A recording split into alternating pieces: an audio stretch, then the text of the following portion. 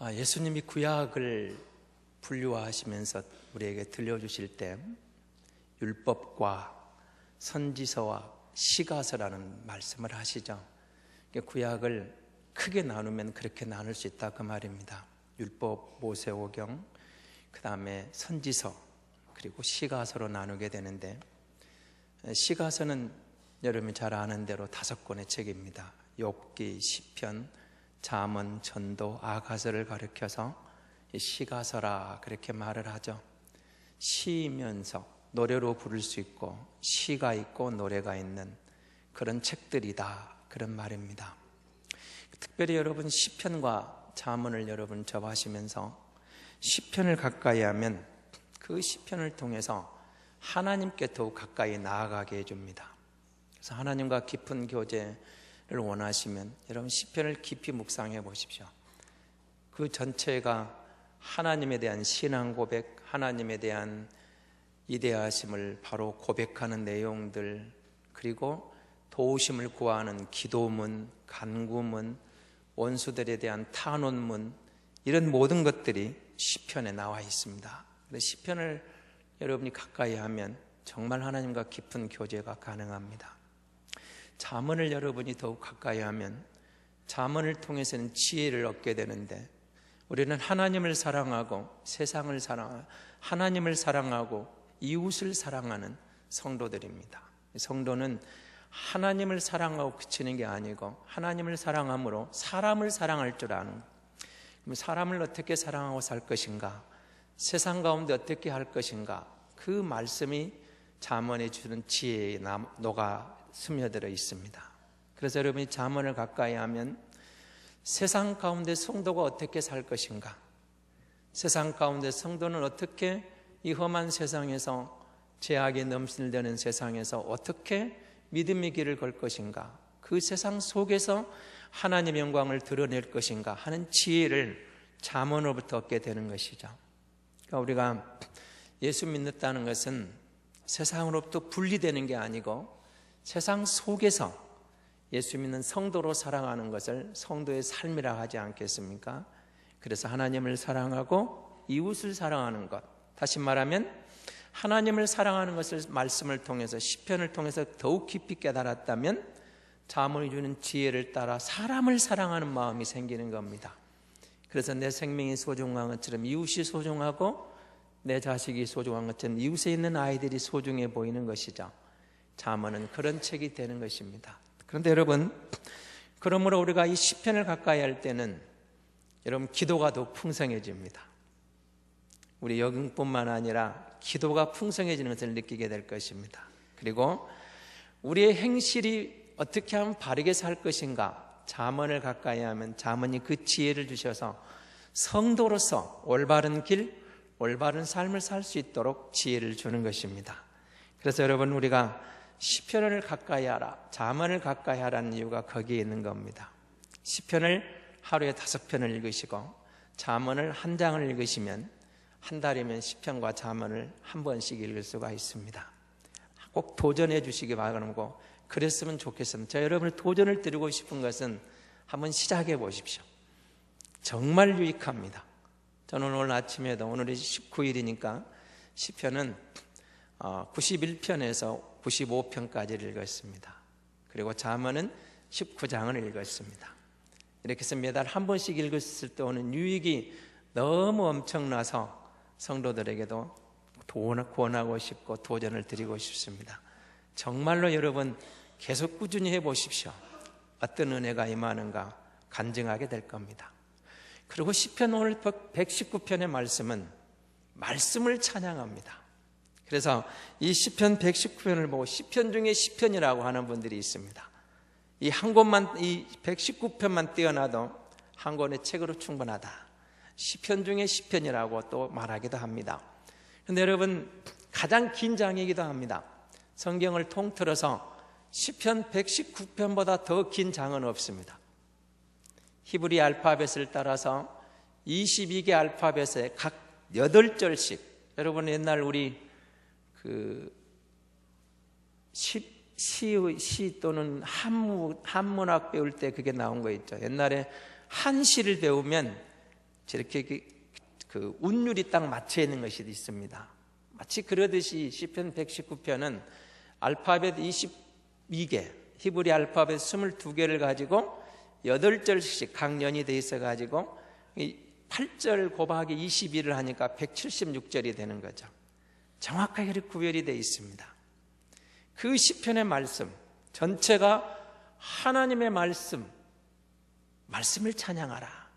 제가 오늘 주의 말씀이라는 제목을 들고 여러분 앞에 섰습니다마는 우리의 주인 되신 그 하나님의 말씀이 이 시편 119편에 다 녹아 있습니다. 그래서 여러분 그 특별히 대표적인 표현들이 10가지가 이제 다른 표현으로 반복이 되어져서 나오는데요. 거기에 나와 있는 하나님의 말씀의 특징, 하나님의 말씀의 어떤 효력, 이런 것들을 10가지를 비유를 들어가지고 말씀을 이야기하고 됩니다. 첫째는 하나님의 율법이라는 단어가 나옵니다. 여러분 율법 할 때 율법은 어떤 법인가를 보셔야 돼요. 지금은 주권이 국민에게 있습니다라는 이제 민주주의 사회에 우리가 살고 있습니다만은 그 당시를 생각해 보십시오. 주권이 왕에게 있었습니다. 법을 누가 만듭니까? 왕이 만든 겁니다. 그러니까 여러분 하나님의 율법 그럴 때는 왕이신 하나님이 제정해 주신 법입니다. 그런 뜻이 있습니다. 그러니까 왕이 만들어 놓은 법이니까 그 법을 따라가는 것은 당연한 것이죠. 그것을 거스리면 반역죄가 될 수도 있습니다. 그것을 거스리면 벌을 받게 되는 것입니다.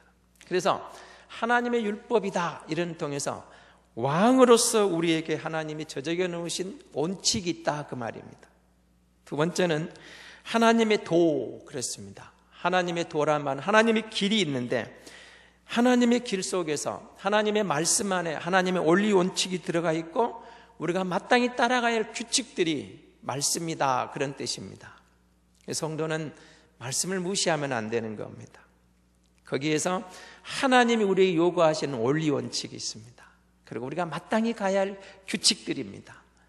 어떤 전자제품을 사면 여러분이 그 사용 설명서를 따라 했을 때 안전하게 오래 사용할 수 있듯이 하나님의 말씀이 이 규칙을 따라갈 때 성도가 바른 길을 가고 승리할 수 있다는 것이죠. 세 번째는 하나님의 증거입니다. 하나님의 증거라 할 때는 증언됐던 것, 이미 하나님이 보장하는 것 그런 의도가 담겨 있습니다. 그러니까 하나님이 보장한다. 성도는 말씀을 따라갔을 때 결과에 대해서 하나님이 책임지겠다. 하나님이 보장한다. 그런 약속이 담겨 있습니다. 저도 자신 있게 여러분이 말씀드릴 수 있는 것은 정말로 세상이 아무리 바뀌어도 이 말씀대로 순종하고 말씀을 따라 여호와를 경외하면 하나님이 책임진 인생이 되는 줄로 믿습니다. 하나님이 이렇게 약속하고 계셔요. 더 나아가서 네 번째는 하나님의 계명이라는 것이죠. 이 계명이란 속에는 하나님의 권위로 우리에게 맡겨진 것이다 그런 뜻입니다. 몇 번 여러분에게 말씀드렸습니다마는 안타깝게도 요즘 우리 사회에는 권위가 무너졌습니다. 권위주의를 깨기 위해서 이 권위를 우리가 깨버리는 어리석은 우리를 범한 것이죠. 권위는 무너지면 안 됩니다. 가정의 아버지의 권위, 부모의 권위, 학교에서 선생님의 권위, 여러분 회사의 사장님의 권위, 윗사람의 권위는 있어야 돼요. 그러나 우리가 권위주의에 대해서는 배격해야 됩니다. 그걸 가지고 권위주의로 내세울 건 없을지 몰라도 그거는 멀리하되 권위는 인정해 드려야 됩니다. 지금도 우리 선생님들에게 가정방문을 하시는가 모르겠는데 저는 그렇게 여러분에게 권해드리고 싶습니다. 선생님들이 가정방문을 오면 여러분 아이들 앞에서 반드시 가장 좋은 상석에 선생님을 앉혀놓고 여러분이 큰절을 한번 올리셔야 됩니다. 우리 선생님은 가장 존경해야 할 분이다.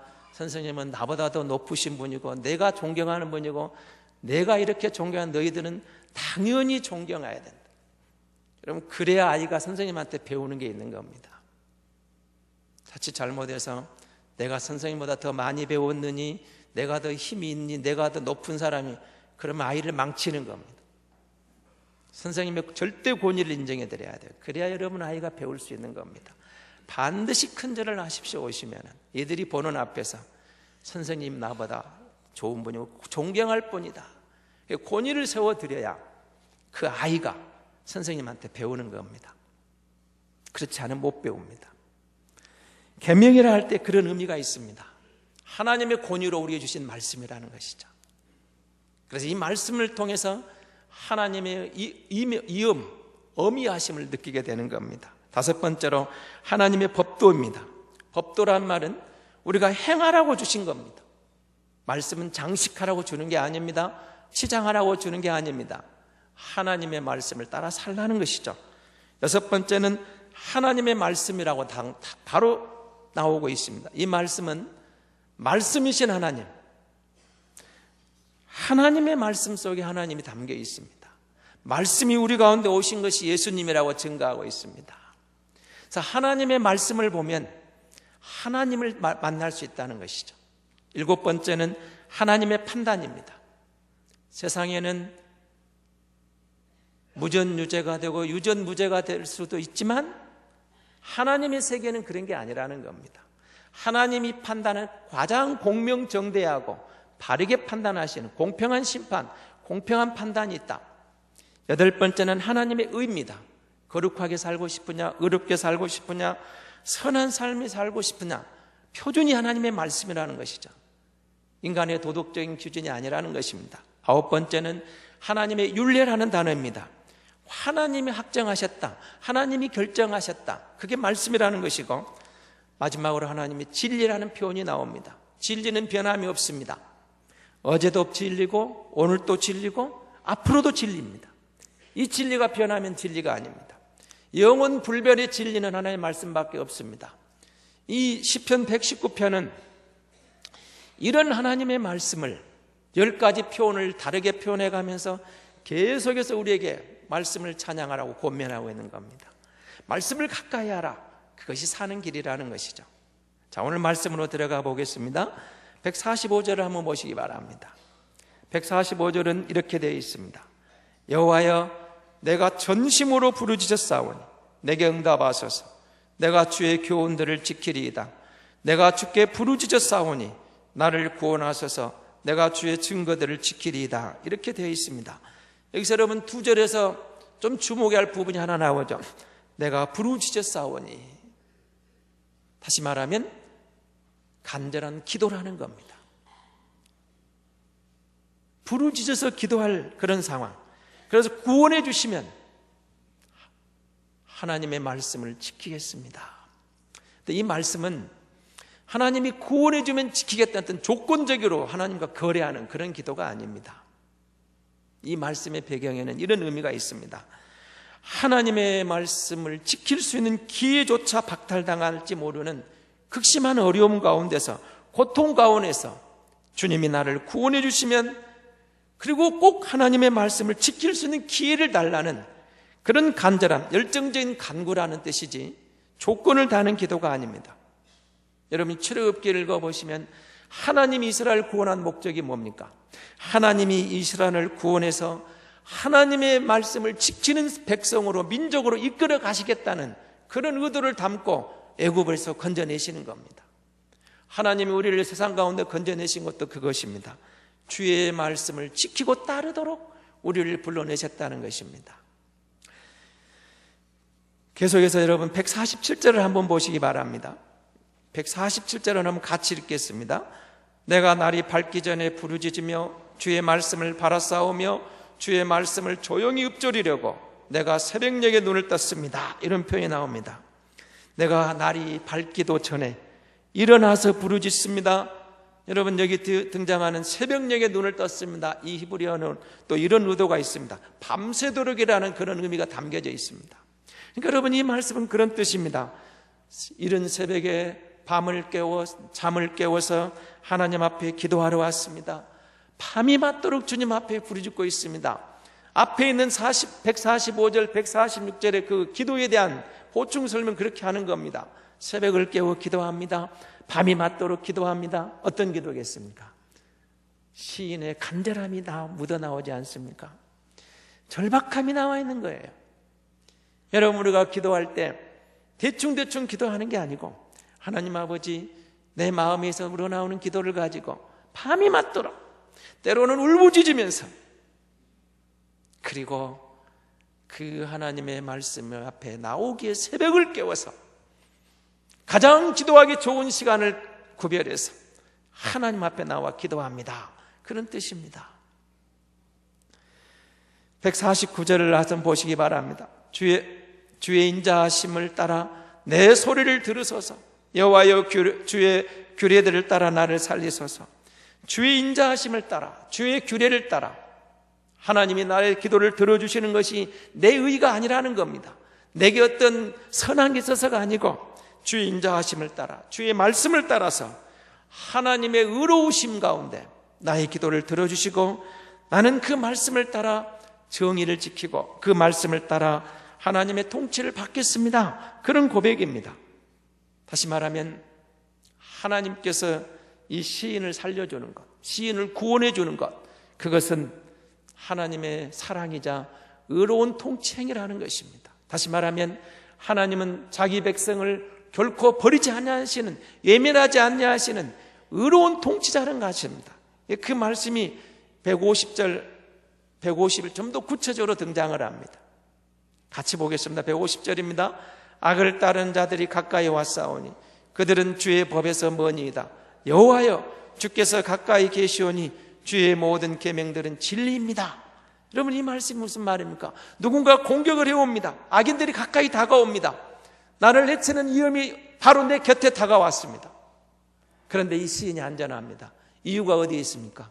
나는 더 말씀 앞에 가까이 갔으므로, 나는 더욱 하나님께 가까이 다가가므로 나를 해치려는 악인이 내 곁에 왔지만 두렵지 않습니다. 겁나지 않습니다. 왜냐하면 나는 말씀 앞에 섰습니다. 하나님께 가까이 갔습니다. 그러므로 어떠한 위험 앞에서도 나는 겁날 게 없습니다. 두려울 게 없습니다.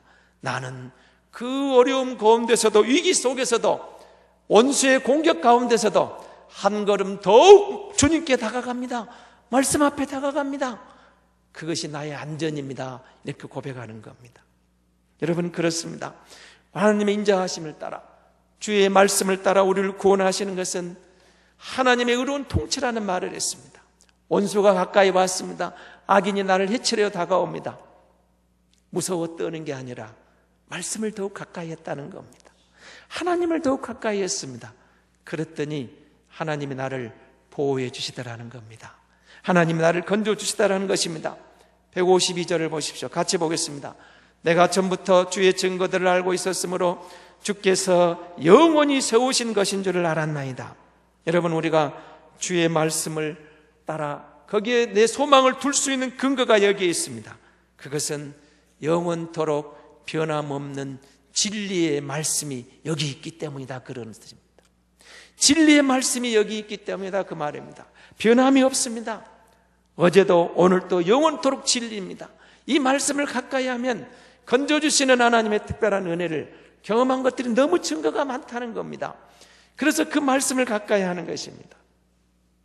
사랑하는 성도 여러분, 정말로 하나님을 사랑하십니까?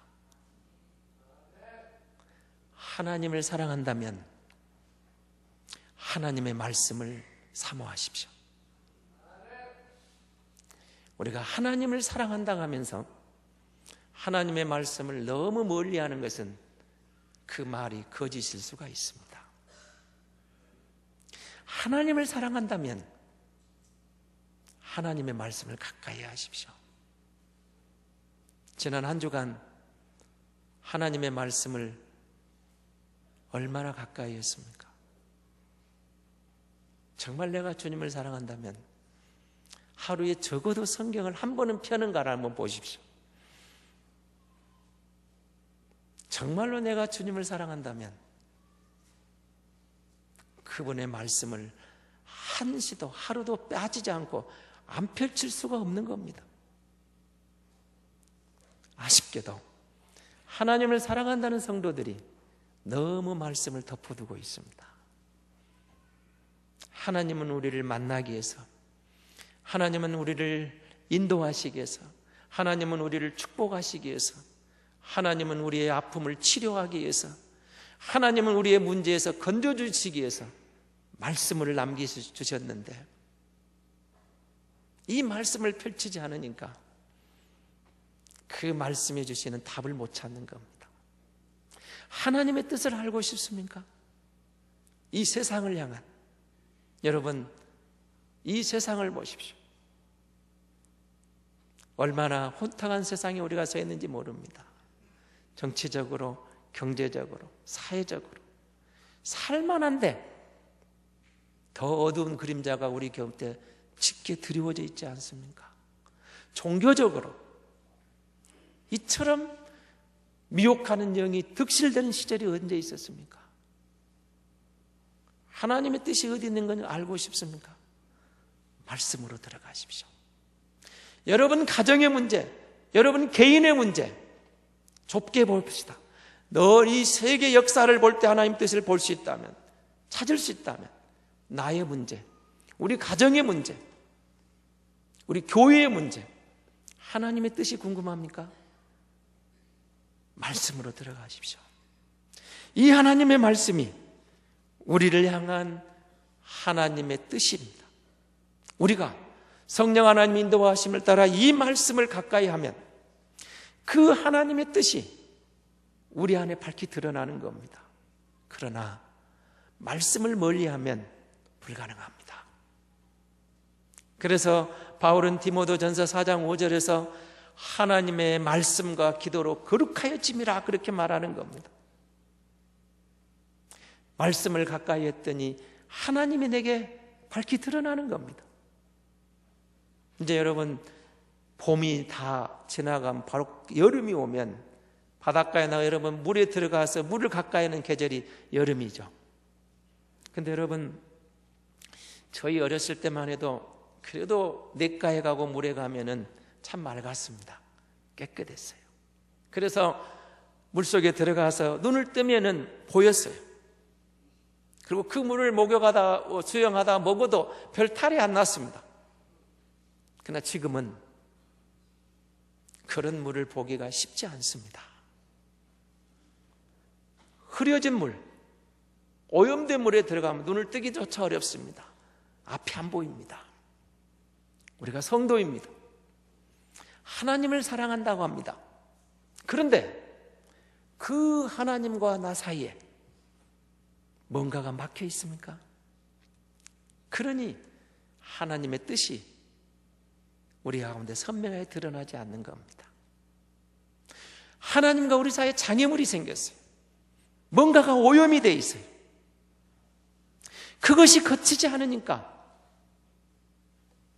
내 영의 자유가 없는 겁니다. 하나님과 우리 사이에 막히는 장애물을 제거하려면 주의 말씀을 가까이 하십시오. 주의 말씀을 열어보십시오. 그 말씀의 인도하심을 따라 아까 제가 말씀드린 10가지 이야기들, 말씀의 특징 이야기를 했습니다. 하나님의 율법으로, 하나님의 도로, 하나님의 증거로, 하나님의 계명으로, 하나님의 법도로, 하나님의 말씀으로, 하나님의 판단으로, 하나님의 의로, 하나님의 율례로, 하나님의 진리로, 이런 말씀이 창세기 계시록까지 전부 녹아들어 있고 스며들어 있습니다. 우리가 그 말씀을 볼 때, 그 말씀을 가까이 할 때 그 말씀이 내 마음의 장애물을 제거하고 내 속사람의 어두웠던 것들을 걷어내므로 하나님과의 투명한 관계, 하나님과의 열린 관계를 열어주는 것입니다. 하나님과 우리 사이에 막혀있는 장벽을 헐 수 있는 길은 말씀밖에 없습니다. 주의 은혜로 하나님과 우리의 담이 무너졌습니다. 그 무너짐 단사에 또 오염이 들어옵니다. 험한 세상에 사는 우리 가운데 많은 문제들이 또 하나의 장애물이 되어 다가오려고 합니다. 그럴 때 말씀을 가까이 하십시오. 주의 말씀이 열리면 어떤 상황에서도 내 영은 더욱 새롭고 내 영은 날마다 새롭게 태어날 것이고 험한 세상 가운데 하나님 주신 지혜로 세상을 이길 수 있는 하나님의 능력이 우리에게 임할 줄로 믿습니다. 주의 말씀이 우리에게 들려졌습니다. 주님을 사랑하게 예배자로 왔습니다. 주님을 사랑하게 여기 모였고 주님을 사랑하기 때문에 천국의 주인공이 되었습니다. 그런 우리가 이 세상에서 뭔가가 그냥 침침하게, 흐리무리하게, 어둡게 막혀 있어가지고 하나님의 뜻이 안 보이면, 하나님의 은혜의 장벽이 우리 앞에 들어오져서 가려워져서 은혜가 임하지 못하면 우리가 성도로서 세상에서 자유롭지 못하는 겁니다. 거룩한 성도, 은혜의 샘물, 하나님의 주시는 그 깊이 있는 은혜의 세계가 말씀을 각하하는 자에게 열려서 그 은혜로 험한 세상 가운데 이기게 하시고 승리하게 하시고 영광을 얻게 하시는 줄로 믿습니다.